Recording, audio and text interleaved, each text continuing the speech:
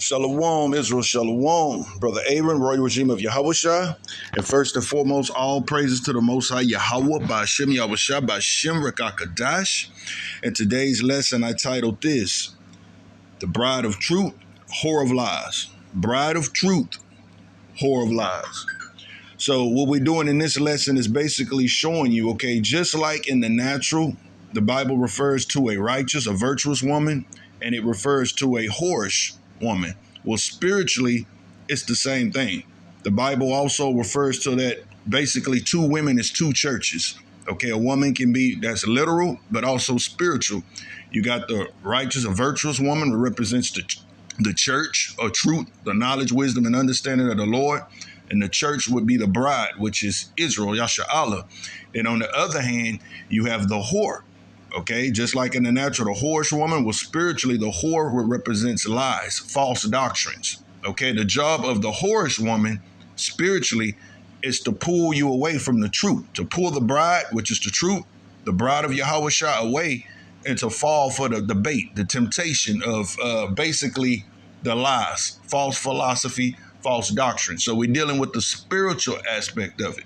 Okay, so that's why I titled this, The Bride of Truth, which represents Israel, the church, as well as the true doctrine, and whore of lies, which represents that false woman, false philosophy, false doctrine and lies.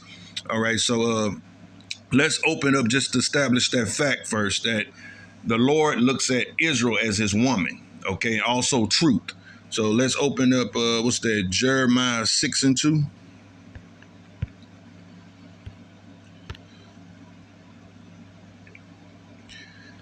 I have likened the daughter of Zion to a comely and delicate woman. You see that? So the Lord refers to Zion, our people, as his woman. All right. Going to Jeremiah 3 now.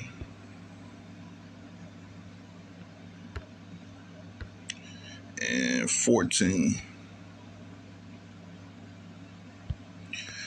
Turn, O backsliding children, said the Lord, for I am married unto you, and I will take you one of a city and two of a family and bring you to Zion. Okay, let's look at verse 20. Surely as a wife treacherously departed from her husband, so ye have treacherously with me, O house of Israel, said the Lord. Okay, so showing you spiritually, our nation worshiped other gods and began to worship and serve other gods. Okay, so the Lord is calling that spiritual adultery. Okay, just to establish that fact real quick, verse 2. Lift up thy eyes into the high places and see where thou hast not been lying with. See, who have you not lain with spiritually? Who have you not committed this adultery with? Talking about the other nations. Israel being with the other nations. In the ways hast thou sat for them, as the Arabian in the wilderness, and has polluted the land with thy whoredoms and with thy wickedness. Okay, so we're just establishing that fact. All right. Let's look at, let's go to Proverbs. What is it?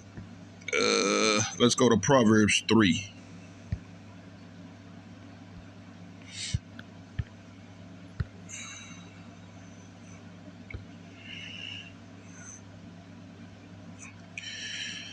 Proverbs 3:13. Happy is the man that findeth wisdom, and the man that getteth understanding. For the merchandise of it is better than the merchandise of silver, and the gain thereof than fine gold. She, verse 15, listen carefully, she is more precious than rubies, and all the things that thou canst.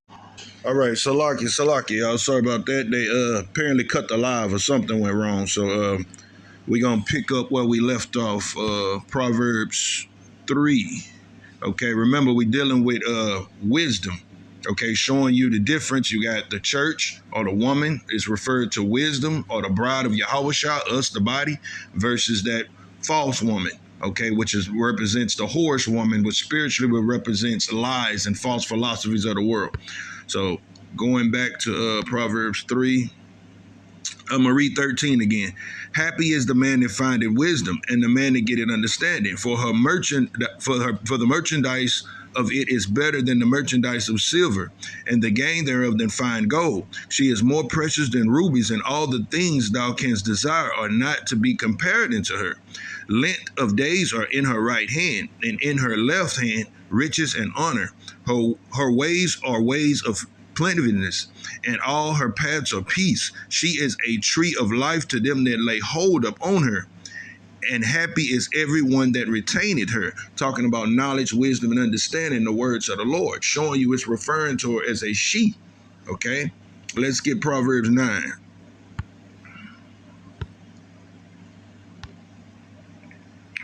Proverbs 9 and 3.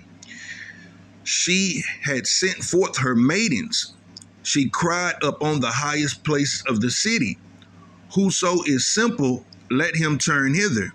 As for him that wanted understanding, she said to him, come and eat of my bread and drink of my wine, which I have mingled. Forsake foolishness and live, and go the way of understanding. See that? So showing you wisdom is referred to this righteous woman, this righteous female. She said, come eat of my bread and drink of my wine. Talking about knowledge, wisdom, and understanding. Come partake of the words of the Lord. All right. Let's get, let's see, Proverbs 1 now. 1, I believe it's around 20, 21. Yep. Proverbs chapter 1, verse 20. Wisdom cried without. She uttered her voice in the streets. She cried in the chief places of the concords, in the openings of the gates. In the city she uttered her words, saying, how long, ye simple ones, will you love simplicity? And the scorners delight in their scorning, and fools hate knowledge. Turn you at my reproof. Behold, I will pour out my spirit upon you. I will make known my words unto you. So instead of showing you this, she is referring to knowledge, wisdom, and understanding. All right. Let's see. Proverbs 9.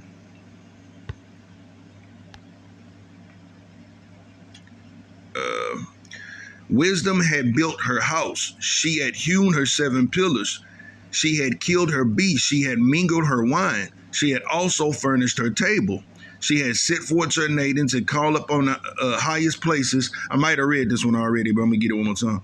Whosoever is simple, let him turn hither. As for him that wanted understanding, she said to him, come, eat of my bread and drink of my wine, which I have mingled. Forsake foolishness and live, and go in the way of understanding. All right. I hit that one twice, but it's all good. Now, what we want to do is establish the fact that this woman can also represent wickedness. Okay. And the job of wickedness or false doctrine is to convince us or sway us away from the truth. Okay. So we want to make sure we're married into that bride of truth, that we are the bride and we're partaking of her knowledge, which is this Bible, knowledge, wisdom, and understanding, not to be tempted or persuaded to go to the way of the whorish woman, which represents lies, false doctrines.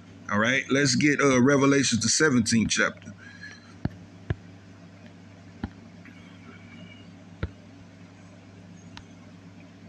Revelation 17 and 1. And there came one of the 7 angels which had 7 vials, and talked with me, saying unto me, come hither, I will show unto thee the judgment of the great whore that sat up on many waters. Okay, talking about America, Babylon. Verse 2. With whom the kings of the earth have committed fornication, and the inhabitants of the earth have been made drunk with the wine of her fornication. So she carried me away in the spirit into the wilderness, and I saw a woman sit up on scarlet-colored beasts, full of the names of blasphemy, having the 7 heads and 10 horns. Okay, that's the European nations. The white 7 European nations are the white men. Verse 4. And the woman was arrayed in purple and scarlet color, decked with gold and precious stones and pearls, having a golden cup in her hand, full of the abomination and filthiness of her fornication. That's all her lies, false doctrines, and abominations, everything that goes against the other woman, the ways of righteousness. They contrary one to another. Verse 5. And upon her forehead was a name written, Mystery Babylon the Great, mother of harlots and abominations of the earth. See that? So the Bible is describing this woman. And notice when you read how she's decked out. Okay, it says verse 4, and the woman was arrayed in purple and scarlet color, decked with gold and precious stones and pearls. So that's describing the appeal, the allure of her. Like America, the most richest, beautifulest nation on earth. You know, at least up until now, everybody around the world wants to come and partake of the American dream. See, until once you get here, you see what it's really about. But that's just going into her allure, how she's decked out and precious, the success factor, the money, the riches, everything that comes with that whole image, that appeal. That's what makes her so tempting. Once again, as we read, see, she made all the nations drunk with her wine, showing you everybody, every nation, every country. That's why people all around the world has tried to come here to partake of the American dream. See, other nations to this day still adopting her policies and things of that nature, and all pursuit of trying to be like America. But it's showing you in that cup is false doctrine. It's full of abominations and lies. Okay, get a quick precept. I'm going to go to Isaiah 29:9.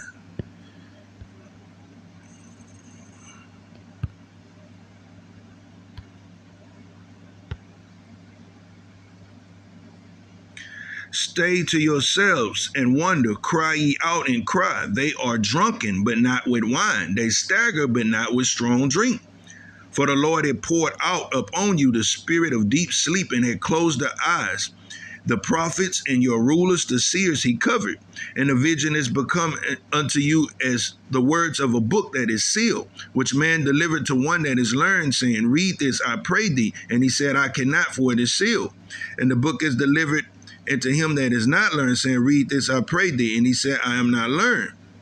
Wherefore the Lord said, for as much as this people draw near to me with their mouth, and their lips do honor me, but have removed their heart from me, and the fear towards these, and the fear of me is taught by the precepts of man. Okay, now we went here to show you, if you look at verse 9 and 10, when it says, stay you wonder and cry, they are drunk, but not with wine. They stagger, but not with strong drink. So the Lord is showing you in the spirit, it looks like a nation of people that's staggering, just like a drunk man is walking and staggering to and fro. But he say, it's not wine, it's not strong drink that's making them stagger. What is it? It's the wine of their fornication, the wine and lies of Babylon. Everything we just read in Revelation 17 chapter, that woman having that golden cup, where that woman represents the lies and stuff of America and everything, the false doctrines and abominations that's in that cup. Well, this is showing you, this is what the people is stumbling and staggering off of, showing you they've partaken of that cup. They bought into those lies of deception and all abominations that goes against the truth. Therefore, spiritually, it's the Bible is giving an illustration of a spiritually drunk people that's full of lies. Okay, then verse 13 again. Wherefore the Lord said, for as much as this people draw near to me with their mouth, and their lips do honor me, but have removed their heart from me, and the fear towards me is taught by the precepts of men. So showing you, instead of true understanding and knowledge of the Lord, the knowledge that's being taught of the Lord in the earth today is based off of lies, the precepts of men. It's not based off the Bible. Why? Because the majority of the earth has partook, they fell for this lying woman, which represents lies and fornication. Okay, let's get 1 Corinthians 6 and 15. Just to show you, her whole job is to deceive you. Okay, righteousness, the Lord has the right woman, okay, represents the bride and the truth of the Bible. But this abomination, this lying woman, okay, the face. Okay, I'm not for sure. I think I think we back on. All right, so let's get 1 Corinthians chapter 6 and 15. Know ye not that your bodies are members of Yahushua? Shall I then take the members of Yahushua and make them members of a harlot? Yahweh forbid. What? Know ye not that he which is joined to a harlot is one body? For two, said he, shall be one flesh. But he that is joined unto the Lord is one spirit. So, okay, so it's making a clear illustration. Just like in the natural, you naturally, physically lay down with a whore or a harlot. Okay, well, you join to her, you joining with her. Spiritually, this is what it's saying. If we partake of that knowledge and information of the harlot or the whore, then spiritually, that makes us one. Okay, verse 17. But he that is joined unto the Lord is one spirit. Flee fornication. Every sin that a man doeth is without the body. But he that committed fornication sinned against his own body. What? Know ye not that your body is the temple of the Holy Ghost which is in you, which ye have of Yahweh, and ye are not your own? For ye were bought with a price. Therefore glorify Yahweh in your body and in your spirit, which is Yahweh's. Okay, so this is letting us know spiritually, don't partake of the lies of this whore, this adulterous woman, because when you do, that's who you saying spiritually you being joined with one. You're making an oath spiritually. Okay, we are joined to Yahushua. That's who we joined to. Let's get a precept on that. This is a precept we going to, and it's also a great mystery. But we about to break it down. This is Ephesians 5. I'm going to start around 22.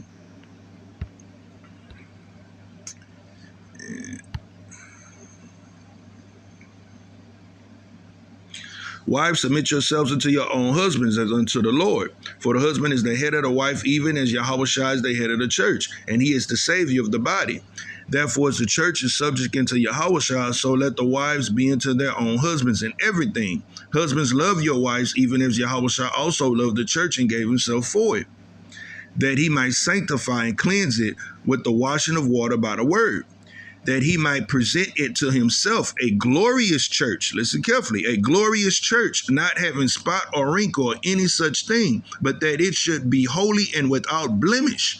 And how do we stay holy and without blemish? Is by not spiritually buying into the lies of the whore, taking on those false doctrines. Verse 28. So ought men to love their wives as their own bodies. He that loveth his wife loveth himself. For no man ever hated his own flesh, but nourished and cherished it, even as the Lord the church. For we are members of his body, of his flesh, and of his bones. For this cause shall a man leave his father and mother, and shall be joined into his wife, and the two shall be one flesh. Verse 32, this is a great mystery, but I speak concerning Yahushua and the church. So that whole physical illustration of a man being joined to his wife, the deeper mystery, the spiritual meaning behind that is showing you that we leave off from our sins and the ways of this world, which is part of that we've all partook of this false doctrine of this whorish woman, her lies. We repent and we be joined. We be joined to Yahushua in the spirit, joined to the truth. So the same way a man grows up, leaves his father and mother, joined to his wife, and they're one in the spirit, that's what we do when we repent from the ways of this world and this false doctrine, and we accept Yahushua. Now we're one in the spirit with him. So this is why it's showing you the verse we went to before that, 1 Corinthians 6, 15 through like 19. Okay, if you join with that whore, you one in the spirit. Okay, her whole objective and job is to get us to partake of those lies. Okay, we can't fall for it. Let's get Ephesians 4:14 now.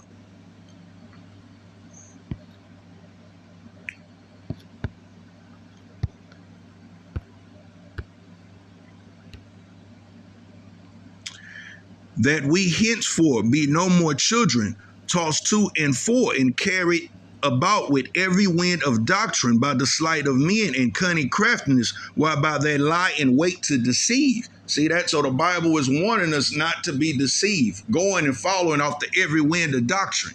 All right, let's get 2 Corinthians 11:2 now.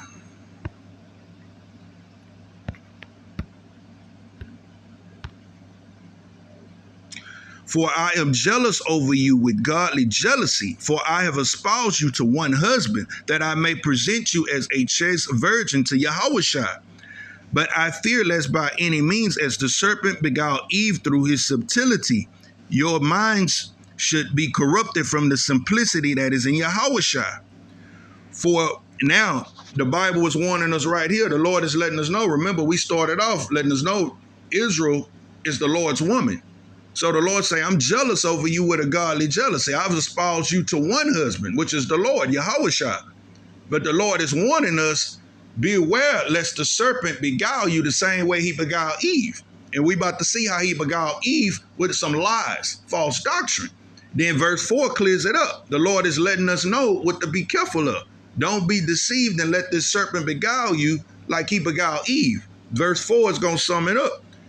For if he that cometh preacheth another Yahushua who we have not preached, Or if ye receive another spirit, which we have not received, or another gospel, which you have not accepted, you might well bear with him. Okay? Rebuke him. Don't go with it. Anything that's coming to you in the form, contrary to sound doctrine, okay? And this is what we're reading about. That's that whorish woman, which represent lies or false church. Okay? As we just read verse 4, anybody come to you preaching another Yahushua, another Lord. So the majority of the earth, as we read, even in Revelation 17, the kings and nations of the earth is drunk of her wine. The majority of the world has drunk of these lies. They fell for this. They fell for the whorish woman. All right. Let's see. Let's get 2 Corinthians. 4 and 3, and then we're gonna get an example to show you what they was talking about. How did the serpent beguile Eve? All right. 2 Corinthians 4:3. I'm going to highlight this real quick.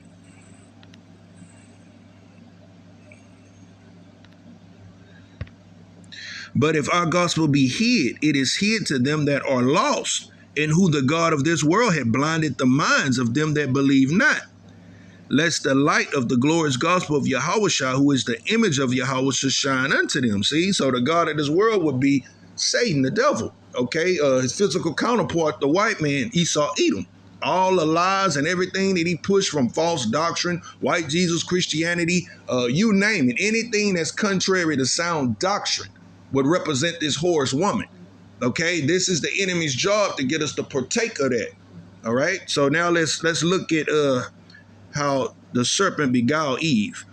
We go into Genesis, the 3rd chapter, showing you from the beginning this was the agenda. Okay, to forget the righteousness of Lord, the righteous woman, the church, and also the knowledge, wisdom, and understanding, and to be deceived and to follow after the serpent, the devil. Okay, that whorish woman and her lies.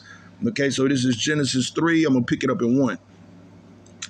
Now the serpent was more subtle than any beast of the field which the Lord God had made.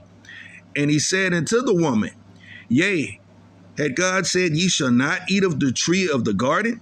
And the woman said unto the serpent, We may eat of the fruits of the trees of the garden, but the fruit of the tree which is the midst of the garden, Yahweh has said, Ye shall not eat of it, neither shall you touch it, lest ye die.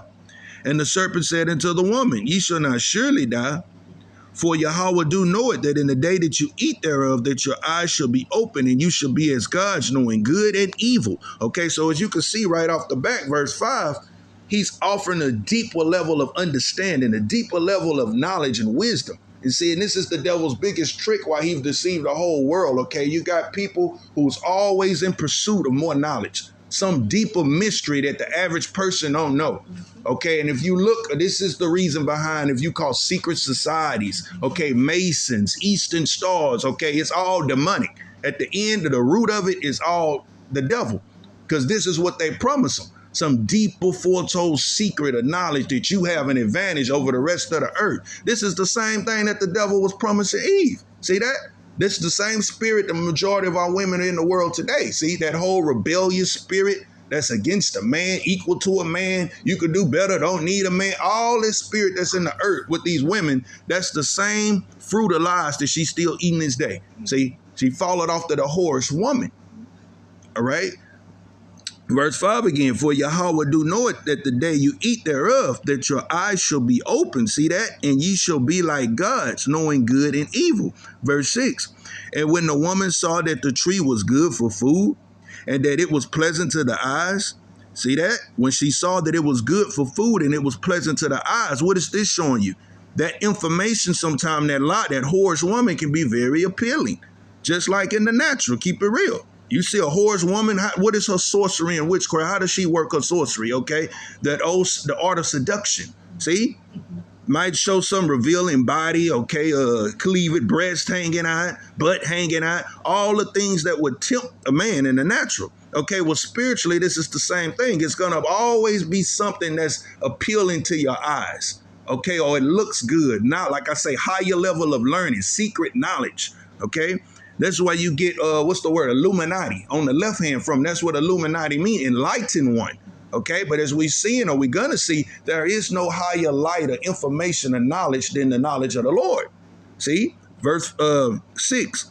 And when the woman saw that the tree was good for food and that it was pleasant to the eyes and a tree to be desired to make one wise. See that? That was the whole key right there. He promised her more wisdom. She took of the fruit thereof and did eat, and gave also unto her husband with her, and he did eat. And the eyes of them both were open, and they knew that they were naked, and they sewed fig leaves together and made themselves aprons. So from the second they ate of their fruit, what happened? They died spiritually. This is the job of the whorish woman, to kill us spiritually, pull us away. Something always, this is why if you're not careful, it's what say walk in the spirit, you won't fulfill the lust of the flesh. Because the lust of the flesh, the job of this whorish woman is to always make you think the ways of God is not enough. Okay, you lacking, you missing out. It's better on the other side. The grass is greener. Some type of information, a temptation to pull you the opposite way of the Lord. That's the job of the whorish woman. Remember, the whorish woman are all the lies. Okay, the Lord, as the bride of Yahushua, as the church he's coming back for without spot or blemish, we have to partake of the fruit of the righteous woman, which is the truth, this Bible. All right. Let's see from there where I want to go. Let's see. Let's go to Proverbs 7. Let's go to Proverbs 7. That's a good one. We're still dealing with the whorish woman and her lies, her ways. Now we're about to look more at the temptation, the way she tries to draw the simple away. All right. Proverbs chapter 7. Let's pick it up from the top. My son, keep my words and lay up my commandments with thee. Keep my commandments and live. See that? The words of the Lord is life, to live. And my laws as the apple of thy eye. Bind them up on thy fingers, write them up on the table of thy heart. Say unto wisdom, thou art my sister, and call understanding thy kinswoman. Now you see that? This is the righteous woman. Verse 3 and 4. Okay, call, what it said again? Bind them, verse 4. Say unto wisdom, thou art my sister, and call understanding thy kinswoman. So wisdom would be referred to as our sister, our kinswoman. That's the virtuous woman, the knowledge, wisdom, and understanding of the Lord. Now we're about to look at the transition, verse 5. That they may keep thee from the strange woman, from the stranger which flattereth with her words. See that? This is talking about a philosophy, a doctrine. Verse 6. For at the window of my house I looked through my chessmen, and behold, among the simple ones, I discerned among them the youth, a young man void of understanding. He didn't have the knowledge, wisdom of the Lord, passing through the streets near her corner. And he went the way of her house in the twilight, in the evening, in the black and dark night. And behold, there met him a woman with the attire of a harlot and subtle of heart. Now, with the attire of a harlot and subtle of heart, what is that showing you? Just like in the natural, what does a whore do? How does she use her sorcery? Appealing with her body. Once again, and notice it says with subtle of heart. Subtle means clever wickedness. So she knows what she's doing. But how does this refer spiritually once again? This is that woman trying to tempt. Remember Revelation 17 chapter, how she was decked out to become real appearing and alluring? Well, this is the same thing we're reading about. She's decking herself out spiritually, okay? It may look good, this information and stuff. Remember we read in Genesis 3, when Eve saw that it was something good to the eyes to make one wise, okay? This is the same lie that this whore is coming in with this false knowledge. Verse 9 again. And in the twilight, in the evening, in the black and dark night, behold, there met him a woman with the attire of a harlot and subtle of heart. She is loud and stubborn. Her feet abide not in her house. Now she is without, now in the streets, and lied in wait at every corner. Spiritually, okay, you see these whorehouses lying at every corner. You go in our communities, it's a church, a plantation Christian church. Some of them, 7 of them on one block, 10 of them on one block. Okay, that's that whore of Babylon trying to spread the wine of her fornication, trying to get you to partake of it. Listen to this false doctrine. That's what this going into. Just like a hookers on the point of working the block. Okay, then you go to certain points like Houston, where I'm from, is Montrose, Bensonet, Bensonet, whatever area that is, okay, that's known for prostitution and hookers. Okay, well, spiritually, that's what the Lord is showing us. Okay, all these whorehouses, plantation whorehouses, all set up by the white man to keep our people asleep. All right, verse 13. So she caught him and kissed him, and with an imprudent face said unto him, listen to her allure, this is her flattery. I have peace offerings with me this day. I have paid my vows. Therefore came I forth to meet thee, diligently to seek thy face, and I have found thee. I have decked my bed with coverings of tapestry, with carved works, with fine linen of Egypt. I have perfumed my bed with myrrh, aloes, and cinnamon. Showing you, okay, now she's in the natural. She's smelling real good, perfume, like just got out the shower, all the things that a woman would put on to smell good, be beautiful and alluring. Okay, this is how doing the same thing with her false information. Remember, it sound good, it look good to the eyes. These are the lies. Verse 18, come, let us take our fill into the morning. Let us salivate ourselves with love, because Yahushua comes in the morning. Verse 19, for the good man is not at home. He is gone on a long journey. Who is the good man? Talking about Yahushua. He's gone. He's going to return at the appointed day. He had taken a bag of money with him, and he will come home at the appointed. He will come home at the day appointed. What is the bag of money? Remember the penny we work for, the kingdom. That's the reward when the Lord returns. Verse 21. Listen carefully, verse 21. With her much fair speech, she caused him to yield. With the flattering of her lips, she forced him. He goeth after her straightway, as an ox goeth to the slaughter, or as a fool to the correction of the stocks, till a dart strike through his liver, as a bird hasteneth to the stair, and knoweth not that it is for his life. So like a fool, this simple one, he didn't have, remember he say he's simple. He don't have the knowledge, wisdom of the Lord. So he fell for the bait. He fell for the deception of this woman. Okay, so spiritually, he partook of the lies, and he don't know it until it's too late.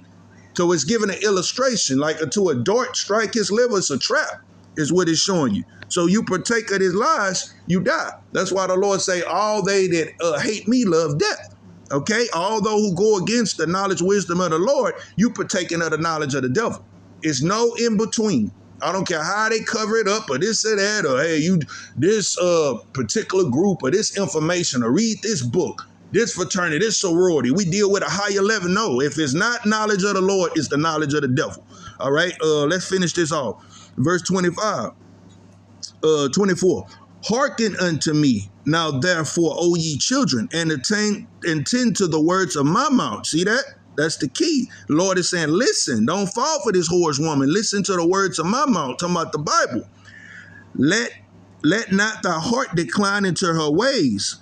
Go not astray to her path. See that? Let not her heart decline to her ways. Go not astray in her path. For she had cast down many wounded. Yea, many strong men have been slain by her. Her house is the way to hell, going down to the chambers of death. So if you fall for this lie, this whorish woman and her lies, it leads to death.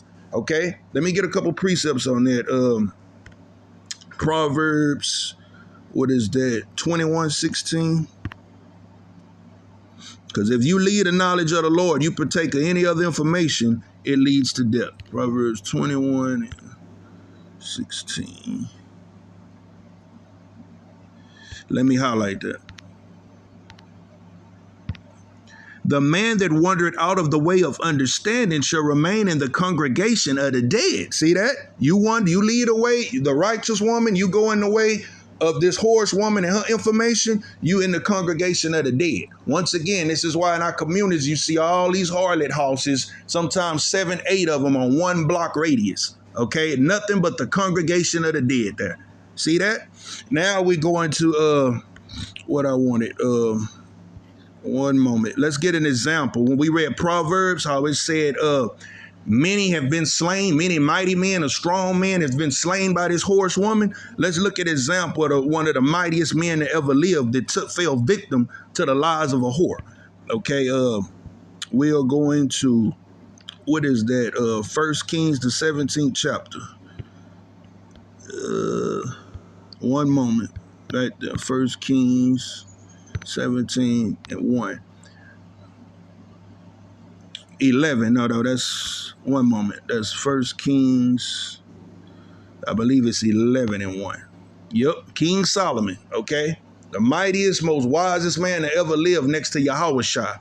Okay, let's look at what happened to him in his elderly, or his latter years of his life.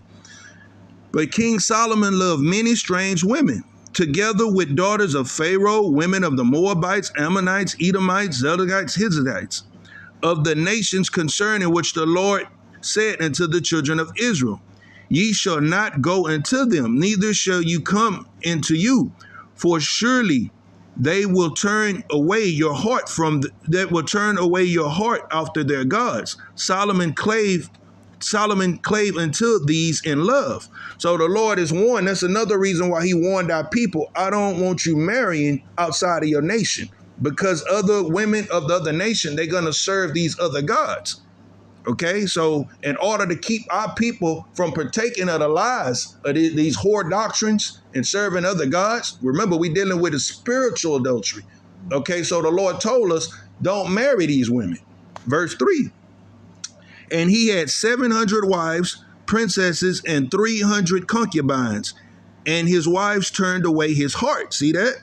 And it came to pass, when Solomon was old, that his wives turned away his heart after other gods, and his heart was not perfect with the Lord his God, as was the heart of his father David, as was the heart of David his father. For Solomon went after Azareth, the goddess of the Zidonians, and after Milcom, the abominations of the Amorites. Okay, so King Solomon, as great, as wise as he was, wisest man that ever lived next to Yahushua, at his old age, he fell astray. Why? Because he partook of this false woman, the other gods of the nations, which represents the false doctrines of the whore. He fell for it. So that's a perfect example, which, as we read, when the Bible told us, okay, many great men have been casted down by this whore. He fell for the whore, the lies, and worshiping other gods. All right. Let's get James 3 and 15, I believe.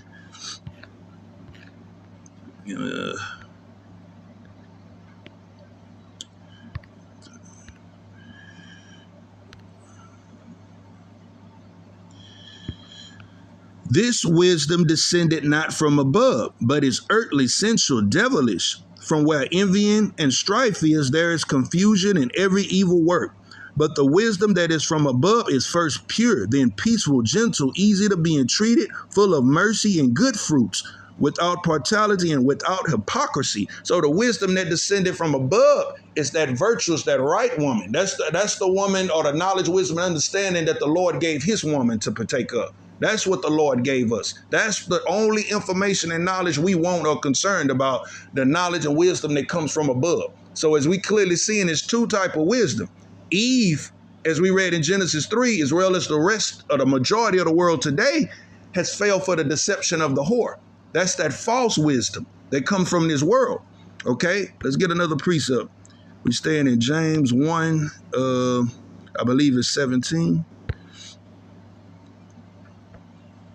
Yep. Every good gift and every perfect gift is from above, and cometh down from the Father of lights, with whom is no variables, neither shadow of turning. So that's the gifts and the wisdom that we want. See?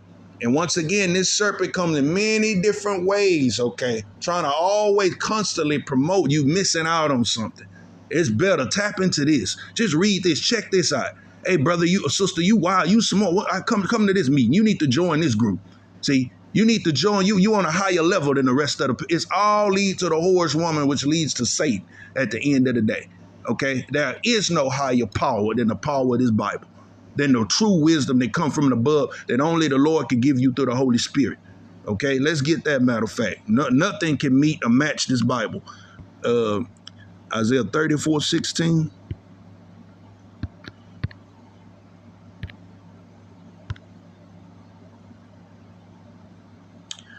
Seek ye out of the book of the Lord and read. No one of these shall fail. Every word of the Lord is true and pure. The prophecy cannot fail.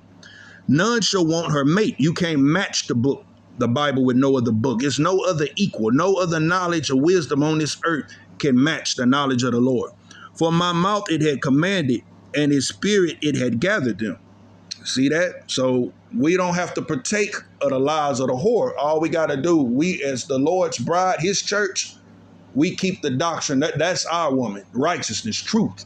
All right? Real quick, a couple more I'm going to close. I want to prove also who the bride. When we say the bride, let you know that's Israel, Yasha'Allah. Okay, let's go to, what is that? Acts 7:38, I believe. Acts 7:38.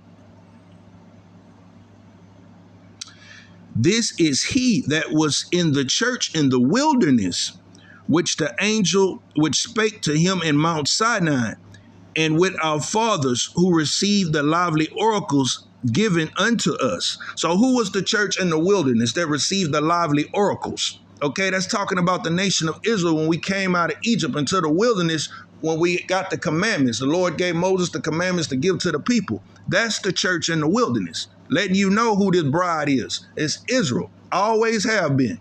Okay, our people, Yasha'Allah. So when you fall for, just a quick side note, how they teach, or the white man has deceived the whole world, well, the bride of the church is just anybody who, see, it's just lies showing you. The Lord wants his bride, his woman, to partake of the righteous woman, this knowledge, wisdom, and understanding. All right. I guess we're going to see by closing that. I want to go to, what's that? Revelations 14, I believe.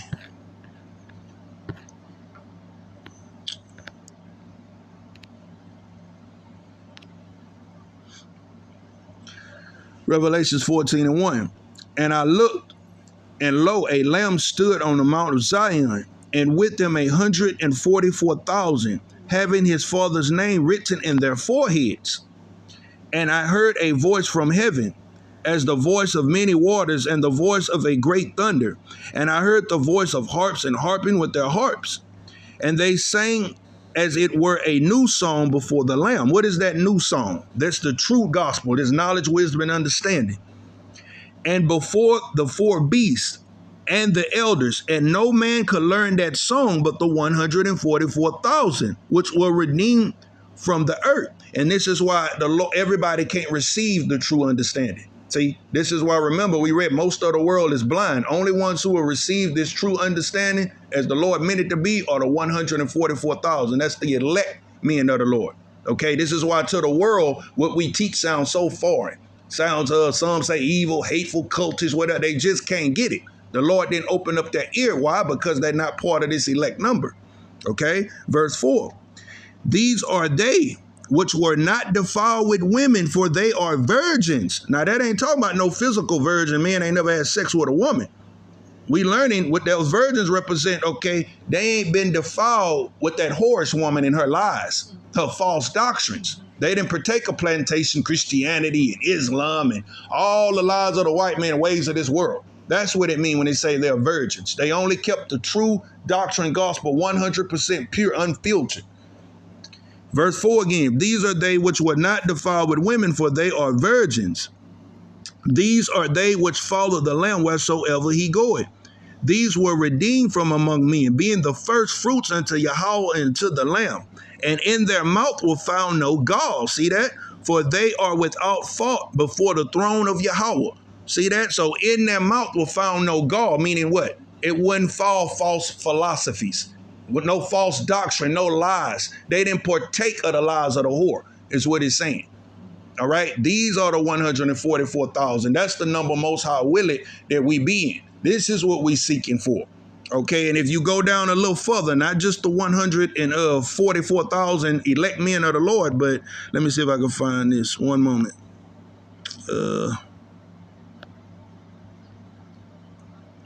One moment.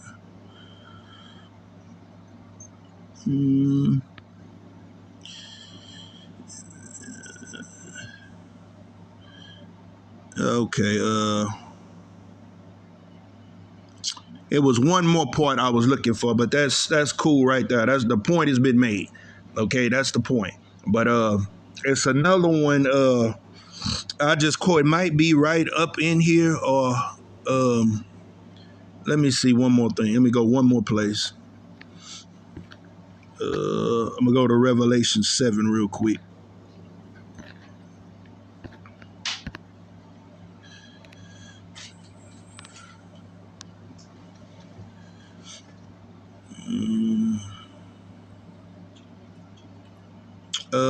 I'm looking for the one in the great multitude. It was a mixed multitude. Okay, yeah. Okay, let me read. I'm going to make this the last one because I found what I'm looking for. Verse 7, this is Revelation 7:1. And after these I saw 4 angels standing on the 4 corners of the earth, holding the 4 winds of the earth, that the wind should not blow up on the earth, nor the sea, or on the tree. And I saw another angel ascending from the east, having the seal of the living God. And he cried with a loud voice to the 4 angels to whom it was given not to hurt the earth or the sea. These are the angels holding back the 4 winds of destruction. So when they say hurt not the earth or the sea, talking about the elect of the men. Okay, it's a certain time that's reserved that soon as that last elect is sealed with this knowledge, wisdom, and understanding, the Lord is going to allow those destruction angels or death angels to go. This is the time that we're in right now. The elect is pretty much sealed.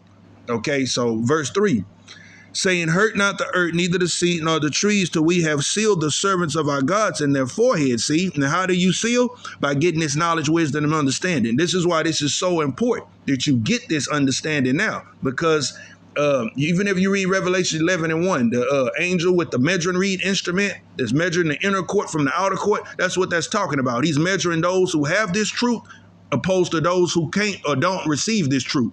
They're to be measured for destruction or salvation. Verse 4, and I heard the number of them which were sealed, and there was sealed 144,000 of all the tribes of the children of Israel. See that? Not the whole world, the children of Israel. That's who the Lord is trying to seal. Now let's clarify something. We're going to jump down to verse 9. Because this is the one they say, see, I'm talking about everybody. This a little separate from the lesson, but it still ties in. Verse 9.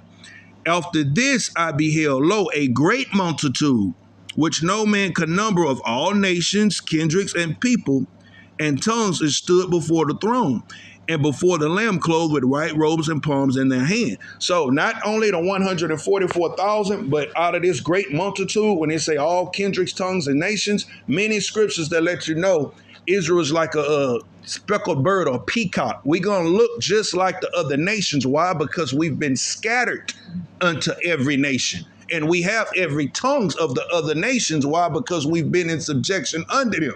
And this is why when you read, I believe Acts, the 2nd chapter or whatever, where they went, even the day of Pentecost, okay, where it said devout men, Jews from every nation were gathered there. That's what that's talking about. We in every single nation, we've been scattered out, okay? So even that diverse or that mixed multitude out of every tongue and nation, those are still Israelite foreigners of our people.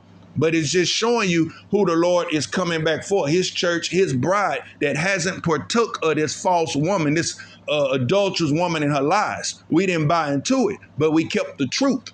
Okay, that's who the Lord is coming back for, the church, the bride, Yasha'Allah, that church without spot or blemish, that didn't partake of the lies of the whore, meaning false doctrine. Okay, so I guess we close out there. Once again, that's been I forgot what I titled it that quick. Let me go back. I don't have to go back to the title, but something about the bride of truth, whore of lies. That's what it was. Bride of truth, whore of lies. Okay, so I pray that this lesson was edifying. Until next time, I want to say shalom. We out.